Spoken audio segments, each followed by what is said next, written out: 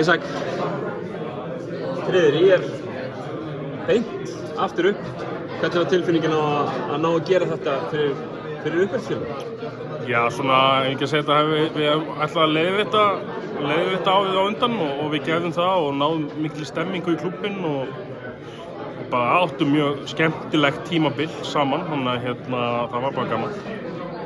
Við erum í dag, lok september, nokkrir dagar í fyrsta leik í nýrri glæsilegri bónusdeild karla. Ykkur kiftnir á jörðina, all harkala, öllu IR Nation bara, ykkur skellt í gólfi hérna og sagt, farið niður með skömm. Já, okkur var vend að spá 12. sæti síðast líka, en við bara svona vann yfir þessu sko, en er það ekki bara nokkuð eðlilegt með lið sem nýlega og svona, kannski veiðingin ekki með þetta. En liðið ykkar fyrir þetta tímabil, þið virðist nú svona, ég meina, ef eitthvað má lesa út úr startskýrslum þessara æfingaleikja og fleira, þið eru með ákveðs hóp? Já, ég er bara sáttur með hópinn minn, sko, til að við höfum náð að mynda saman bara gott lið og svona menn sem að þekki hvern annan og ekki mikið af nýjum andlitum, en einhver svo sem eiga að koma til með að styrkja liðið og þann kjarnan sem við höfum nú þegar, þannig að ég er mjög ánægður með hópinn minn, sko.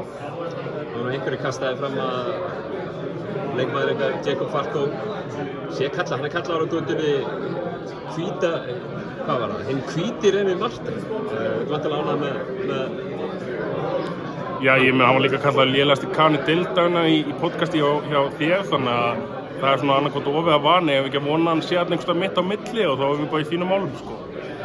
En ykkar markmið fyrir veturinn er væntanlega númer 1 og 3 að halda sætin ykkar. Ég meina, það hefur nú sýnt sig síðustu ára, hvort sem það er IR og KR að koma upp eða hvaða lið sem það er, það er svolítið munur á þessum deildum. Markmið okkar að fara í úrslitakeppni, svo kemur annað bara í ljós.